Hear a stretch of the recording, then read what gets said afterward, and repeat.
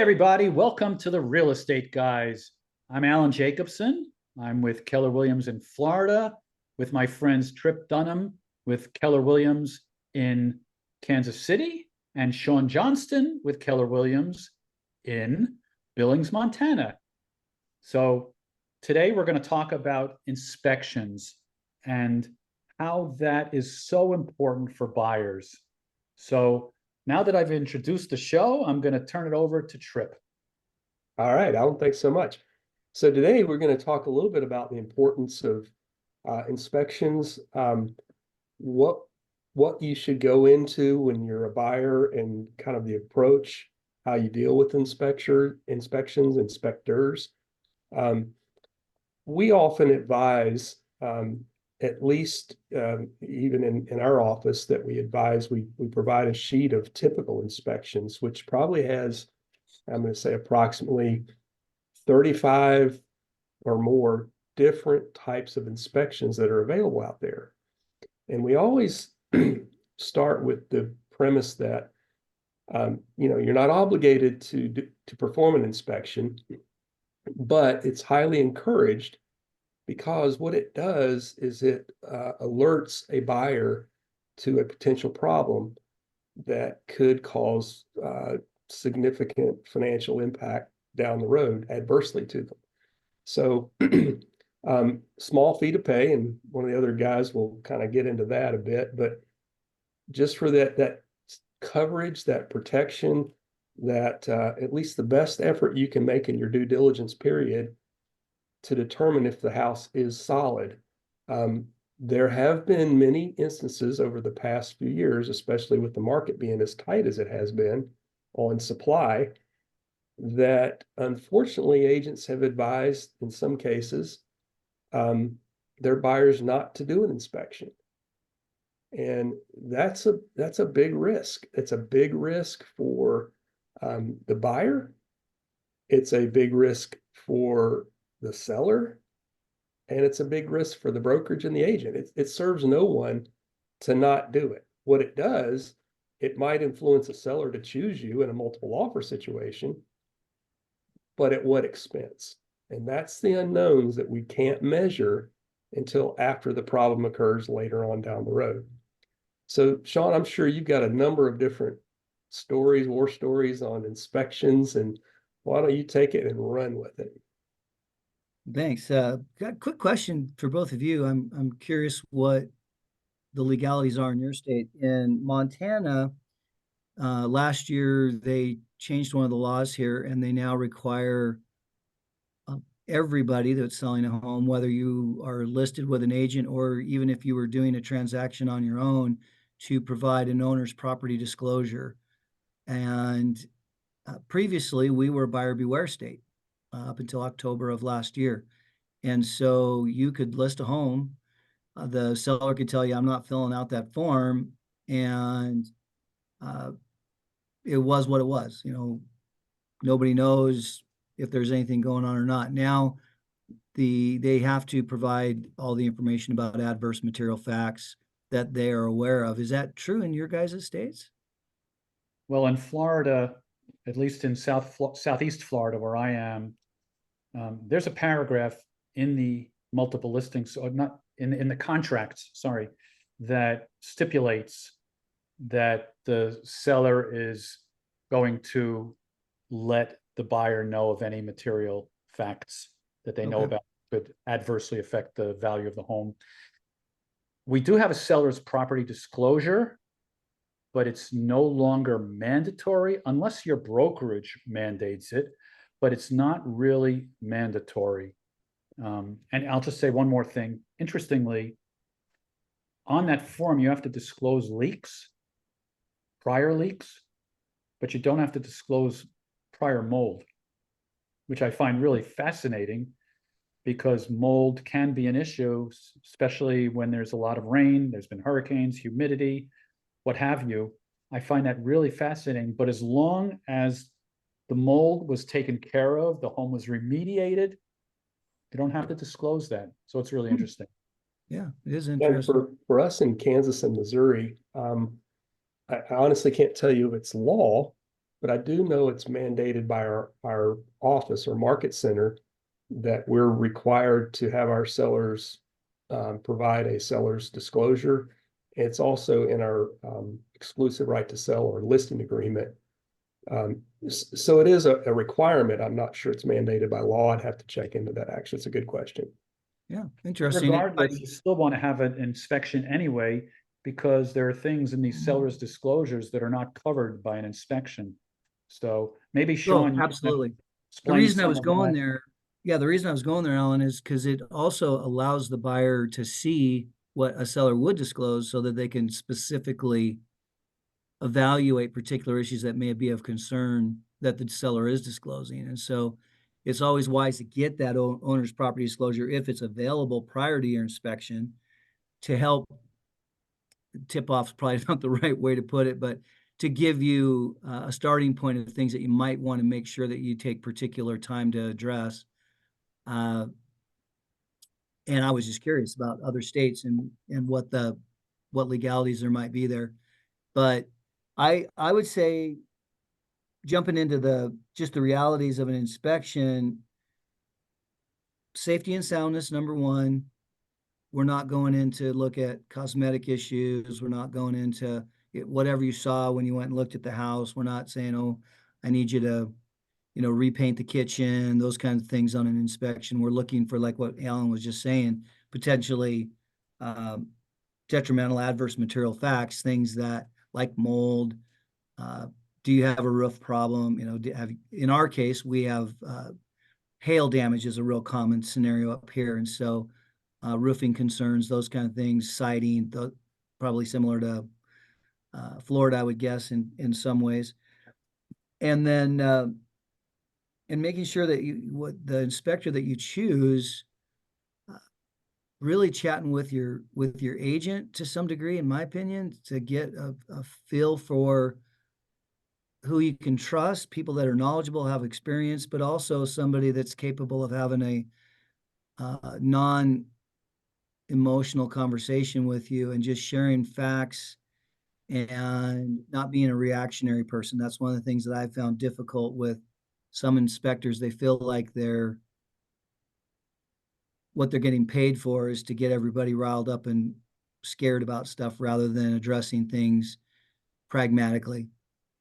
I Can I speak to that? oftentimes, yeah, most definitely. Because I just had a situation like that where I had a home on the market for 1.7, I think it was 1.75 million. And buyer came in, put in an offer, it was accepted by the seller, and we had an inspection. And the inspector basically failed the roof and he looked at a couple things, but never really went into the interior of the home. He just failed it and scared the bejeebies out of the buyer. Why did he fail the roof? Because there's a spray foam underneath the roof that cools the home. And he told the buyer that it actually makes the roof hotter and that the roof is going to deteriorate faster, and he's going to have to spend $80,000 to $100,000 on a new roof, and he'll just have to do that again. So he basically told him, don't buy this home. Well, we had a roof inspection from a real roofer, not a general inspector.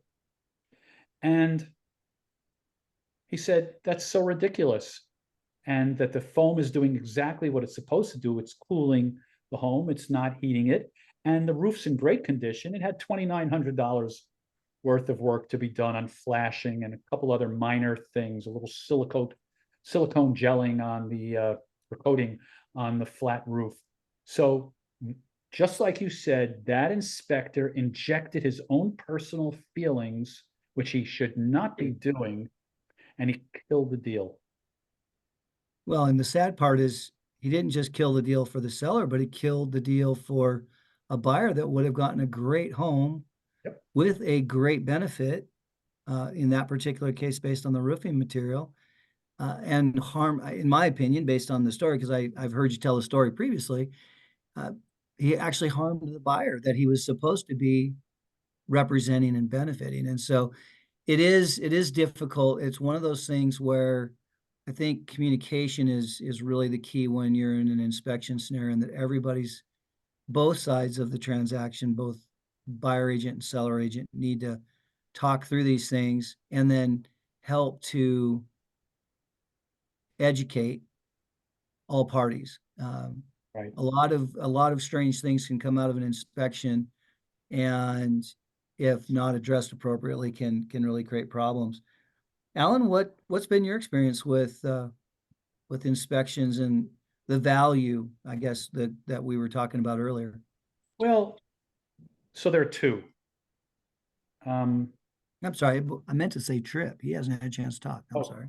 Go ahead, stop? Alan. I'll talk when you're finished. Go Yeah. ahead, Alan. Okay, cool. So I have two. I'll turn it back over to Trip. I'll let it end with Trip. So I have two. One has to do with divorce. This is really interesting. Okay. And the other has to do with investors. So let me start out with investors. So I had an investor reach out to me a couple weeks ago, and he wants me. And the funny thing is, believe it or not, he reached out to me from one of my online videos. He's seen me do all these online videos, and he reached out to me, and it was great. And I vetted him, and we had conversations, and he signed a buyer broker agreement. So everything's really cool. He's serious. But he said to me, he's looking at a particular property. He wants to pay cash, 2-week close, which is great for sellers, and no inspection. And I said to him, hold on a second. So basically I said that, and I had this conversation with him about the value of inspections. And I said, listen, for the few $100s it's going to cost you to have an inspection, it could save you thousands of dollars if there's anything hidden behind the walls that you don't know about, like mold, as we discussed, or insulation issues, or electrical issues, or whatever they are. So he said, yeah, you're right. Yeah, we'll do an inspection too. Okay, that's one. Now, as far as divorce is concerned, if a couple is divorcing and they are selling their house, I no longer call it a home because that creates an emotional attachment, but they are selling their house, and one decides to stay. I advise them, because I've been trained in divorce real estate, I advise them to get an inspection prior to putting it on the market. And the reason is because if, God forbid, there is an issue, and let's just use mold again because we are in Florida, and that could happen because of rain, storms, humidity. If there's mold in the home, and let's say hypothetically it costs $50,000 to fix, or if there's a home equity line of credit that hasn't been closed yet, well, that has nothing to do with the inspection. But there are other issues that come up in an inspection. The one who stays in the home will end up bearing the brunt of these expenses, because if they do it before they actually have their settlement agreement on the divorce, there's an equality clause in Florida where assets and expenses have to be split evenly. So even if you're divorcing, get an inspection if one of you plans on staying in the home, because otherwise you never know what kind of expenses will come up when you want to sell. Trip. Yeah, I was gonna say, Alan, that's a great point. I had never considered that before, and I thought, wow. So I think one of the benefits of kind of what we're doing here is, obviously we've been various states, different state laws, similar topics, but we all learn from each other on it. So I thank you for that, because that was something I had never considered, but it makes a ton of sense. I'd like to leave with managing expectations. And what I mean by that is, let's talk first as it pertains to a buyer. So a buyer is looking to buy a house, they make an offer on a house, their contract's accepted. And once again, we encourage them to do an inspection. We lay out all the possible, possibilities of inspections they could run. But also help them to think through what's important to focus on. Because I find that in our inspections, most of the time, they generally range, the inspector will cite anywhere from on the very low side to 10 observations in the whole inspection to 130. And that's on every single inspection without a fail. There's never one that's zero, even in new construction. There are those that I've seen new construction with 30 observations. Now, that does not mean that a seller or a buyer should be overly concerned with every observation. So in the terms of managing expectations, I counsel my buyers and then I speak with my sellers about how I would look at it, my buyers to focus on safety, structural, mechanical, and electrical. And back to Sean's point earlier, never cosmetic. And it's funny because I think most agents out there counsel the same way in terms of the cosmetic, because I don't think I've ever seen a cosmetic request on an inspection. But when we start deviating outside of those major categories, all of a sudden we have an onerous negotiation that potentially falls apart because perhaps the other side has not managed those expectations. And the more that a buyer asks for that are outside of those categories, the greater risk of that contract not coming to fruition and closing. So I think managing expectations on the sell side, I also say, hey, this is typically what we like to focus on. Does not mean every buyer's agent that we're dealing with out there will do the same, but we can start tailoring those conversations up front about what's broken, what's cosmetic, what's worn, and kind of have some pre-discussions before we ever get into the negotiation itself of those inspection items. So that's the last point I would like to make personally, but I'm sure Sean's going to wrap us up here with the final finale here. Great points. Sean the Silent Man. We Who got you reads lips muted. here? There we go. Can you hear me now? Yes. Yeah, I would agree that I think that's the biggest challenge with inspection on both sides of the coin is it tends to be, it's probably the most, outside of price, it's probably the most emotional piece of the puzzle for most people. The person who's lived in the house oftentimes complaining that, well, it's been like that since we bought it, or that's the way it was when we bought it. I'm not sure why what their problem is, and vice versa. You know, I can't believe they live like that. So managing those emotions, managing the expectations on both sides is paramount. And I think most people, if you can help them put the hat of the other side on and say, okay, you know, if you were the one selling, how would you feel about this, Mr. Buyer? If you were the one trying to sell the home and somebody came after you for, you know, insert minor detail here, broken receptacle cover or whatever the case might be. So no, I think that was a great wrap up. And I think, again, Alan, it's interesting. I think we don't think about it enough how inexpensive or how little the money is that you spend, even if it's, you know, $600 or $700. I think our average here is about $500 to $600 for home inspection. If you're buying a $500,000 house, you know, that's nothing. That's, you know, a fraction of a percentage to protect, you know, likely the largest purchase that most people will make. So wise to do it, wise to approach it pragmatically with as little emotion as possible, and to make sure that you're only addressing those things that are safety and soundness concerns, like what Tripp was talking about. So great conversation, very interesting. Thank you guys for sharing different state things as well. I find this fascinating when we talk about how it works in different places, and our mastermind group that we're involved in tomorrow, and the different ways different states are approaching all kinds of different things. So thanks very much for your input, guys.